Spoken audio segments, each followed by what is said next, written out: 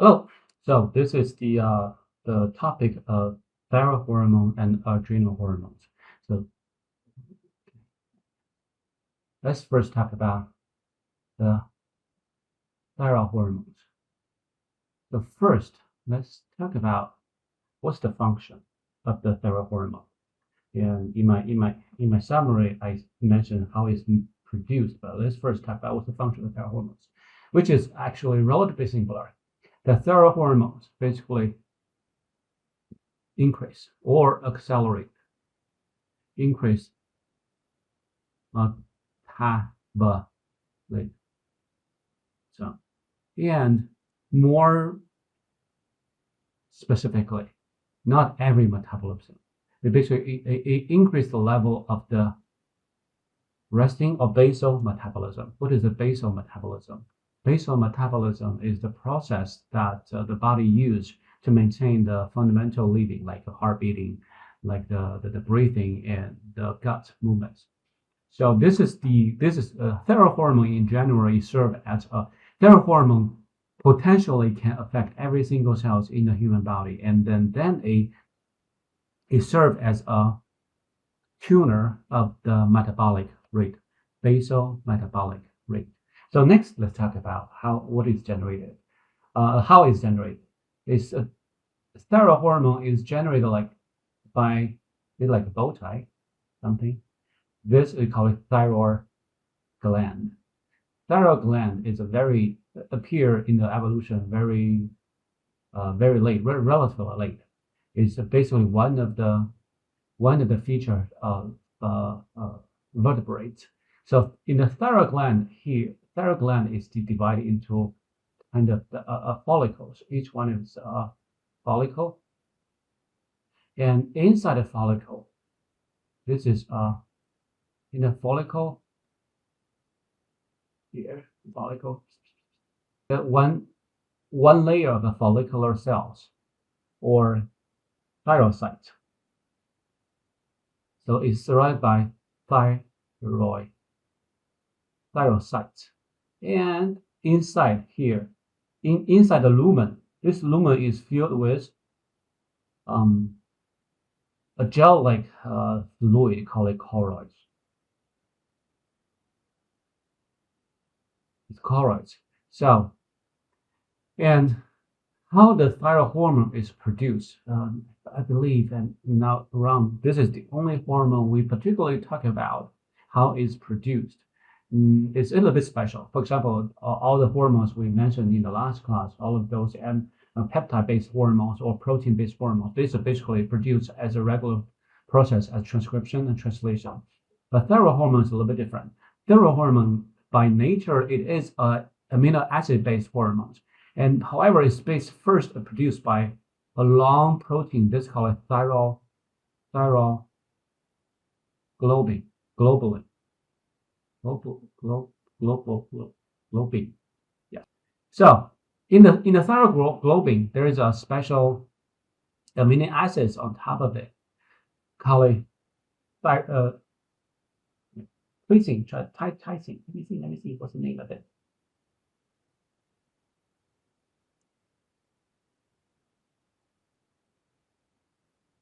Oh, tyrosine. Yeah.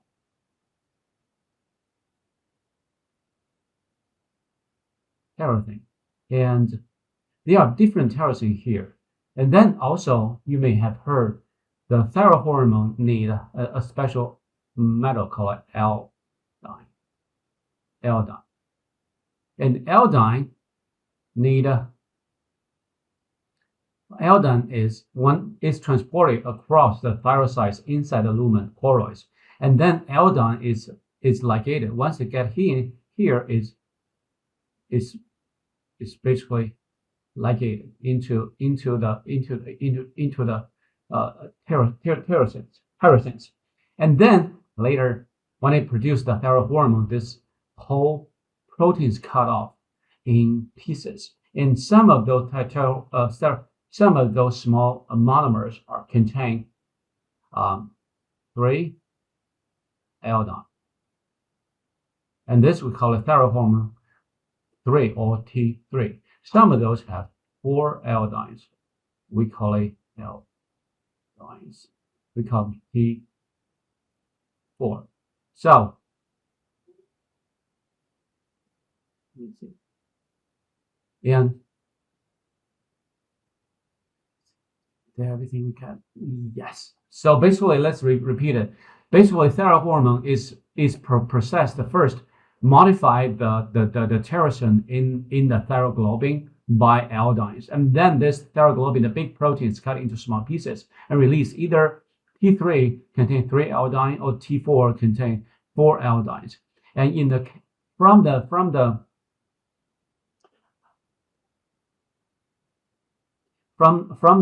thyroid hormone, it is about, I believe, it's 80%.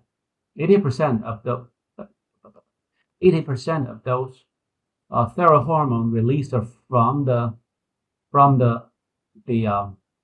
thyroid hormone, the thyroid gland is T4, and only about 20% of those are T3. So, and T4 and T3 are different. T4 is the inactive form or less efficiency, inactive form, and T3 is the high efficiency or active form of the thyroid hormone. So when this T4 and T3 are released in the blood, it goes through the liver, and inside the liver, it primarily T4 is further converted into T3, become the active hormone. So liver play a key role, a very critical role in the thyroid hormone production. And something similar is the growth hormone. If you remember in our last section, we talked about that the pituitary gland produce growth hormones. Growth hormone produce that grows at many different tissues, for example, the bone tissues.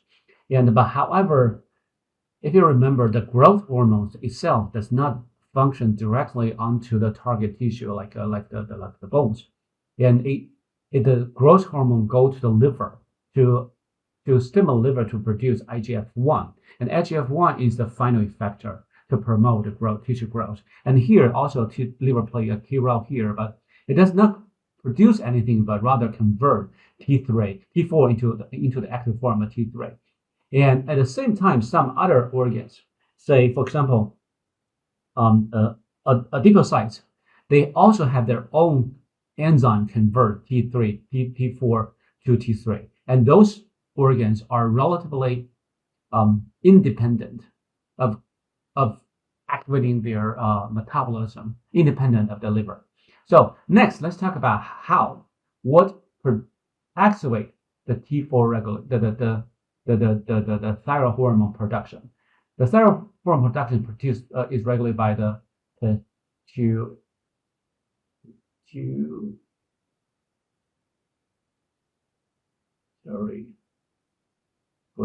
gland. So, and through another hormone called I don't even remember the name of the hormone. TRH, no, TSH. So pituitary gland produce the TSH to activate on the thyroid hormone, and then the pituitary gland is further regulated by the hypothalamus, and hypothalamus produce TRH going to pituitary gland, and pituitary gland go to the thyroid, the thyroid gland. So this is called hypothalamus, pituitary gland, thyroid axis, and this axis regulate the body's response, body's metabolic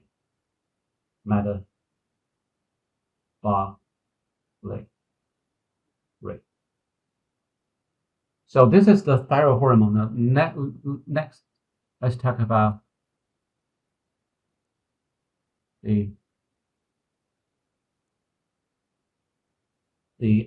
another hormone. Another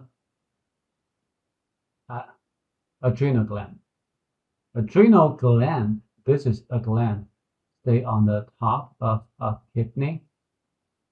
This kidney, this adrenal, and the adrenal gland has two layers: the cortex and medulla. We believe we mentioned this medulla before because this is the amplifier of the sympathetic nervous system. It can produce epinephrine. Epinephrine, and to basically broadcast the sympathetic response all over the body. And today we focus on this cortex, which produce thyroid hormones. It had even the cortex can be further divided into three layers. The very top layer produce the hormone called aldosterone. Aldosterone.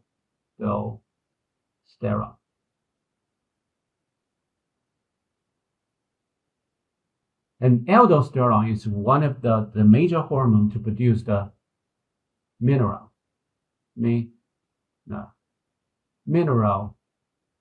homeostasis.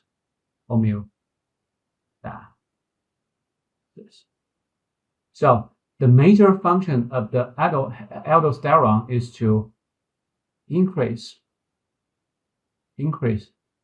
sodium absorption.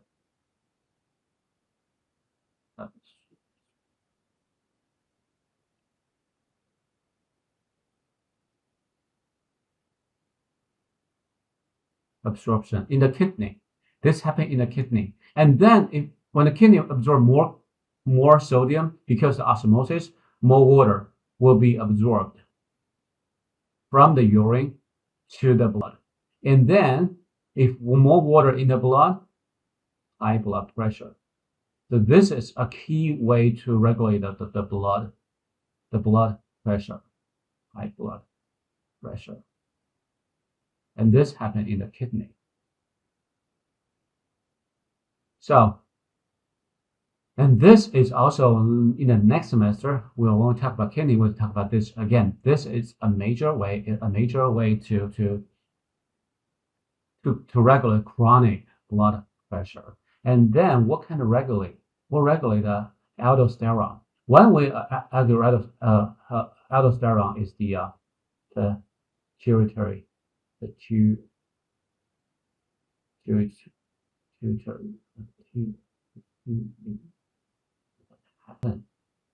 gland. So this is one way to regulate this one. And pituitary gland further regulated by the hypothalamus, like the other hormone we have talked about. So far, all the hormones we have mentioned, if you go all the way up, they regulate hypothalamus. However, in the case of aldosterone, there's another pathway to regulate this one. It is by renin. And this we'll talk about in the next class. In the kidney, when it senses the low blood pressure, renin is produced by the kidney. So, and this is something, this is the first one, the first hormone we talk about. That is the primary regulation of this. It's not by hypothalamus and pituitary gland. It's primarily regulated by the kidney by producing an enzyme called renin. And renin is produced by the kidney by when it senses a low pressure in the blood. And this will be a major topic in the next semester when we talk about the kidney function.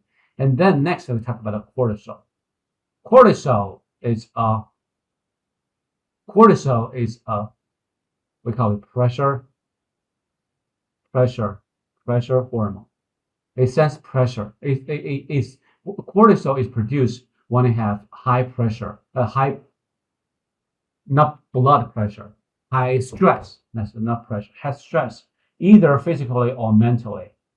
Stress to the body. And what kind of a system can sense the stress? It's a stress hormone. It's by the stress is sensed by the hypothalamus, and hypothalamus regulates the pituitary gland. So hypothalamus produce CRH. There's another hormone regulate And when CRH produced, it asks a pituitary gland produce ACTH. There's all of those different named hormones. I don't think I have those in my test. So, and then eventually, this cortisol is different than aldosterone. It's primarily being regulated by the hypothalamus and the pituitary gland. This we call it hypothalamus, pituitary gland, and adrenal gland, HPA axis. What happened in my computer? Keep going. So, hypothalamus, pituitary, adrenal gland. This adrenal axis. This is the whole axis to regulate the stress. And what does this do? The cortisol do when it regulates when it have response to high stress? It tells the muscle to degrade the protein and release the amino acids. So high cortisol causing the muscle waste. And then what happened to the amino acids? In the liver, it converts amino acids into glucose. And this process we call it gluconeogenesis. And then it also increases adipose tissue, especially visceral adipose tissue to increase. So overall, you can see cortisol, long-term cortisol is not a good thing at all, right? Muscle waste, and then produce more glucose in the blood, and then increase the visceral adipose tissues, and also is anti-inflammation, especially a suppress what happened here? Suppress the production of suppress the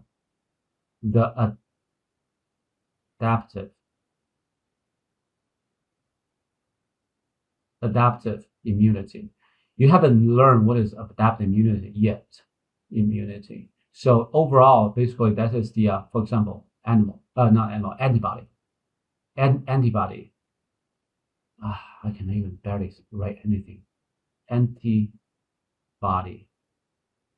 production, and so that's it. That's all for the adrenal gland and thyroid gland. So see you next time.